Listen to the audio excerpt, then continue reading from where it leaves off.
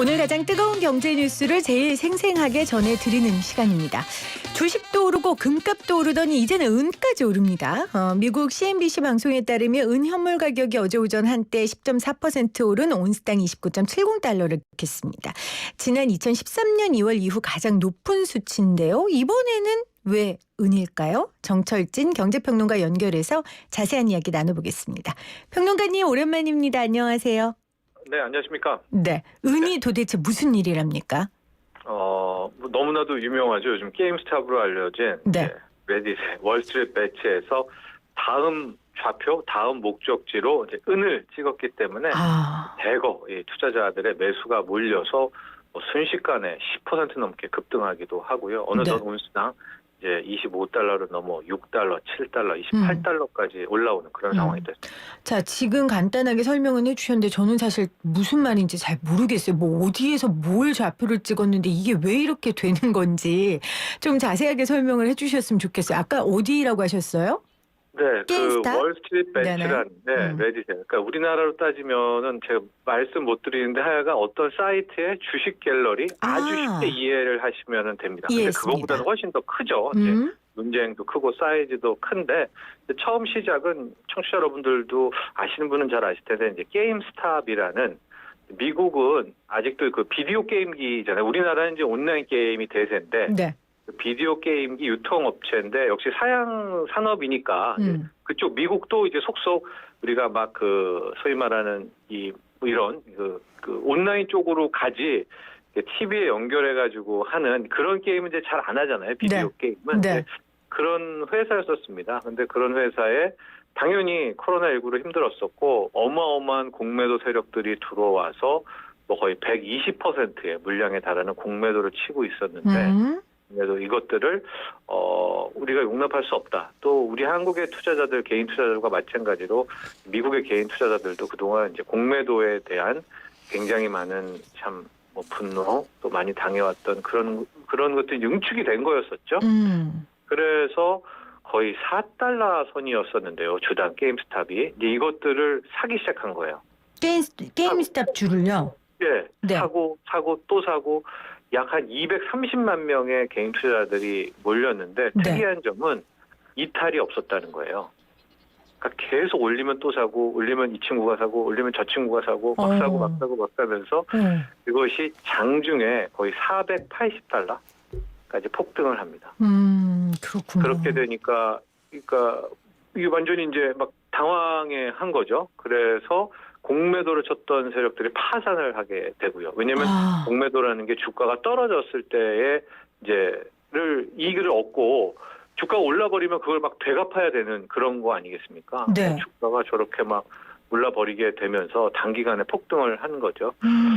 이제 그렇게 되니까 어쨌든 개인 투자자들, 미국 개인 투자자들은 한번 승리의 경험을 하게 된 거잖아요. 그래서 이제 그곳에서 또 다른 타겟을 뭘로 할까? 게임스탑은 그렇게 이제 물셨으니까 공매도 세력을 은으로 가자라고 해서 대거 이제 은에 몰리고 있는 그런 형국이 된 거죠. 아니 영화 같은 얘기로 들려요. 저는 제가 지난 주말에 삼진그룹 토익반을 봤는데 거의 그 정도의 영화처럼 들리는 게 지금 공매대로 니네가 올려? 열받은 개미들이 지금 이 상품을 사서 본때를 보여줬다 지금 이런 말씀이신 거예요? 네, 맞습니다. 이게 우리나라에서도 이런 게 가능합니까? 우리나라는 좀 구조가 다릅니다. 공매도 구조가 하고 현재는 우리나라는 이제 공매도가 멈춤 상태고요. 3월 15일까지 할 수가 없고 16일날 재개하냐 마느냐. 그래서 3개월 더 공매도 금지를 연장하느냐 마느냐 이제 이렇게 돼 있는데요. 또 만에 하나 이제 공매도가 재개되면 우리도 뭉쳐가지고 게임스타처럼 해보자라고 하는데 약간 그건 힘들 수가 있어요. 그러니까 현실적으로.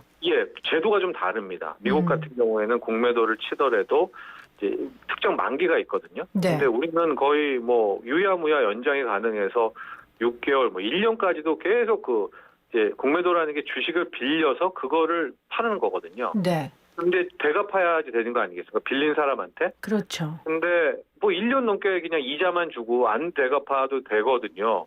근데 우리 게임스탑에서 봤지만 이건 속전속결이어야 돼요. 근데 미국 같은 경우에는 그 소위 말하는 대주에 대해서 주식을 빌린 거에 대해서 특정 기간이 있고 또 기간을 넘어서게 되면은 이자율도 막 기하급수적으로 올라가고요. 그래서 그 숏 스퀴즈라고 하죠. 스퀴즈가 쥐어 짜는 거잖아요.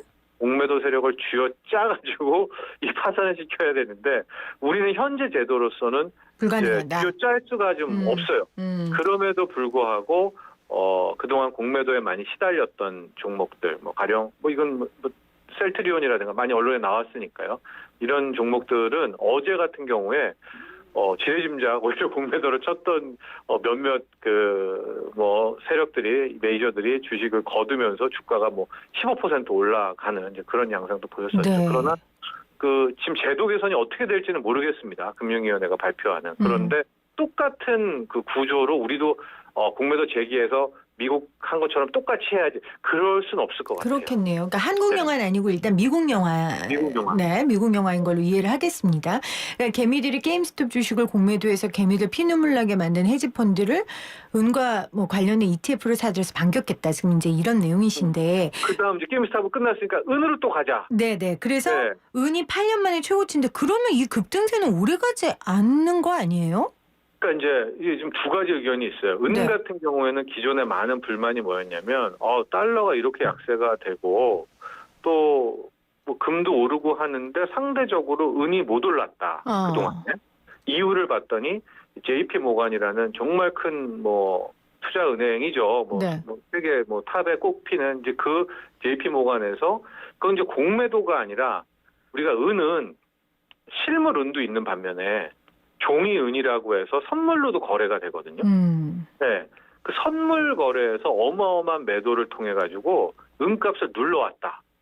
이런 주장이 계속 많이 나왔던 거예요. 네. 그래서 그 다음 타겟으로 은을 잡았던 것도 구조는 똑같잖아요. 그런 네. 메이저가 때문에 제값을 못 받았고 이거를 치자. 그래서 지금 달려들게 된 건데 이건 이제 공매도라기보다는 선물 매도이기 때문에 그런 쇼스퀴즈가 힘들 수가 있다. 아하. 게다가 은 시장은 게임스타처럼 사이즈가 작지 않죠.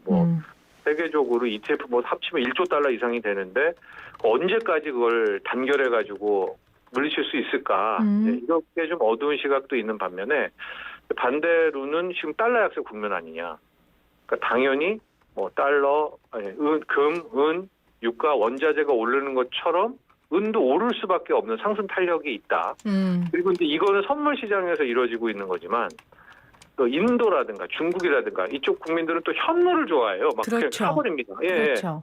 거기 수요까지 촉발시켜 버리면은 이게 선순환을 타고 또 계속 올라간다. 그래서 지금 그 월스트리트 배치에서는 뭐 온수당 100달러는 그냥 무난히 간다. 또 이제 이런 낙관도 이제 두 개가 함께 있어서 뭐 계속해서 지금 한쪽에서는 은 ETF를 또 사면서 은에 지금 몰리고 있습니다. 네.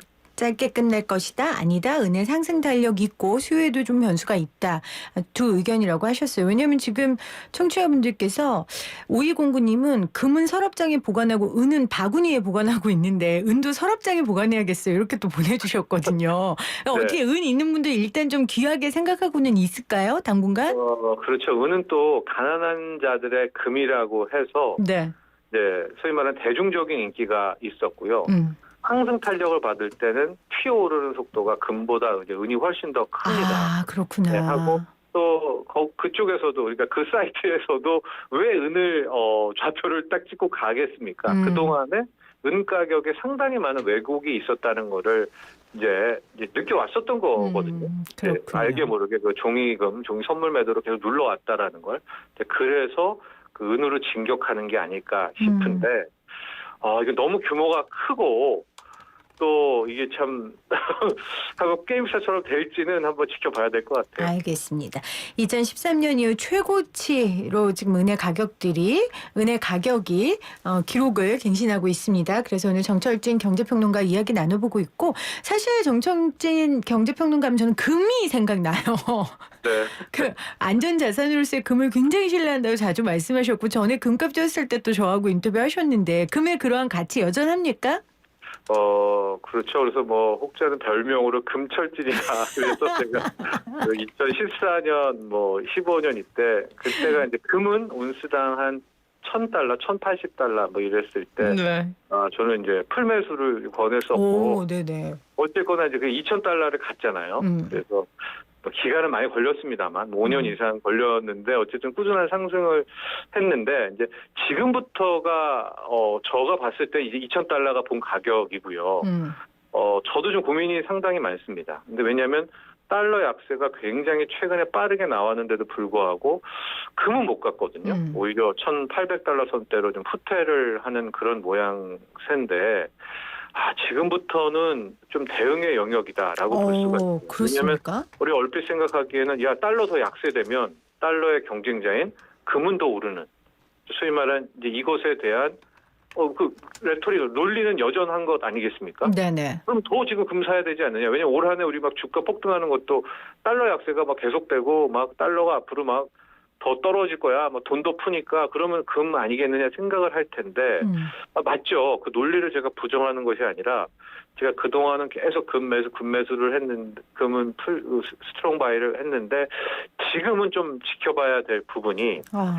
금이 역시 인기를 끄는 것은 정말 최악의 순간에 진짜 돈이거든요. 이 달러는 엄밀히 말하면 종입니다. 미달러가 대단한 것 같지만. 그리고 근본이제도 풀린 지가 1970년대부터 풀려서 그냥 연준이 찍고 뭐 미국의 뭐 재무부랑 얘기해서 뭐 찍고 뭐 이런 거잖아요. 엄밀히 말하면 종이죠. 근데 미국이 이 때문에 이제 달러도 신뢰를 받고는 있어요. 그러니까 만에 하나 달러가 무너지면 이제 금이겠지라고 하는데 제가 약간 요즘 망설이는 이유는 첫 번째, 과연 지금 10이면 9, 100이면 98명의 전문가가 외치듯이 달러 약세에 한 해가 될까? 그런 점 하나. 그러니까 너무 명확하니까 어떤 변수들에 대한 이제 걱정들이 하나가 있는 것이고요. 네. 하고 만에 하나 새로운 화폐와 이런 것들이 달러가 아니라 소위 말하는 요즘 음모론에서 많이 나오는 것처럼 이제 디지털 통화 이 세계로 가버리게 된다면 이게 또 하나의 변수가 나오는 거 아니겠습니까? 네. 가령 지금 비트코인도 많이 주목을 받는 것이 느닷없이 한 3, 4년 전에는 비트코인은 사기다라고 했던 미국의 대형 금융기관들, 투자은행들이 또 비트코인 보고 디지털 금이다 또 막 이렇게 입장을 확 바꿔버리는 거예요. 그런 걸로 봐서 금의 뭐 상승력하고 금의 스토리는 여전하지만 저는 기술적 분석으로 적어도 1,800달러, 1,780달러는 온스당 확실히 지키는 모습을 좀 확인하자. 찍고 가더라도 이제 뭐 1,900으로 올라섰는데 만에 하나 1,800도 깨지고 뭐 1,700대까지 이렇게 밀게 된다면 네. 막 그냥 다치고 그냥 금이라기보다는 조금만 더 시장을 지켜보시기를. 저는 이제 투자는 각자 본인의 몫이고요. 투자자분들 저는 그렇게 전략을 하고 있습니다. 네네. 그러니까 지금까지 우리 정평론가가 굉장히 공격적인 구매에 대한 얘기를 하셨는데 지금은 네. 달러 약세에 대한 의구심도 있고 또 디지털 화폐 광세 같은 이런 변수가 좀 있기 때문에 맞습니다. 네. 지금은 조금 더 대응의 영역이다. 확인하자. 네, 네. 구매에 좀 고민하셔야 된다라는 개인적인 네. 투자 조언을 해주셨습니다. 자, 국제 유가는 어떻습니까? 주요 산유국들의 2월 감산 합의 이행 시작에 힘입어서 많이 올랐다고 하던데요.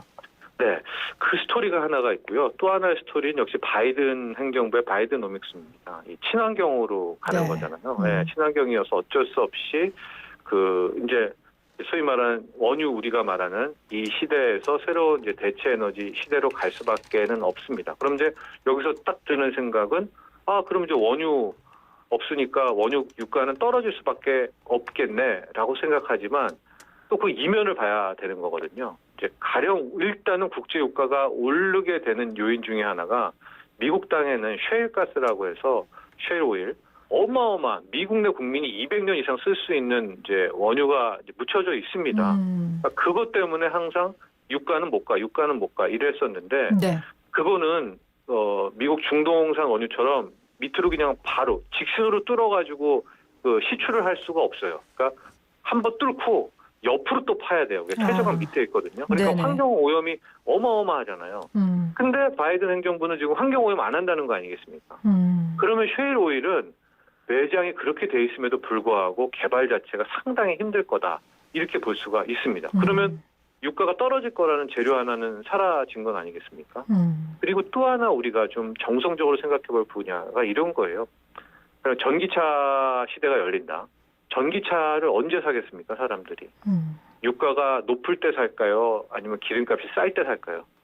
높을 때 사겠죠. 그렇죠. 네. 그렇기 때문에 소위 말하는 마지막 석유가 죽어가면서 저는 펼쳐지는 발악 이런 표현들이 있지만은 죽기 전에 한 번 더 이 시세를 낼 가능성이 높다고 보고 있어서 일단은 저는 유가는 상당히 좀 상승 쪽으로 그렇게 예상을 하고 있고, 그 외에 뭐 감산 합의라든가 이런 기술적인 많은 뉴스들은 아마 여러분들이 매일 체크하시면 금방 확인이 될 수가 있는데, 저는 큰 틀에서 아마 그 두 가지 정도를 유가 상승의 요인으로 좀 보고는 있습니다. 그러나 이제 또 반대편 이야기도 해드려야죠. 그러네요. 지금은 이제 경기가 회복 국면이고 좋아 잘 될 거야라고 하는데 만에 하나입니다만은 이제 또 변이 바이러스가 이런 것 때문에 또 한 번의 그런 충격들이 오게 된다면 우리가 작년 3월에 겪었던 것처럼 그렇죠. 또 유가 폭락도 나올 수가 있다. 이 두 가지 국면이 함께 존재한다는 것을 말씀드립니다. 네.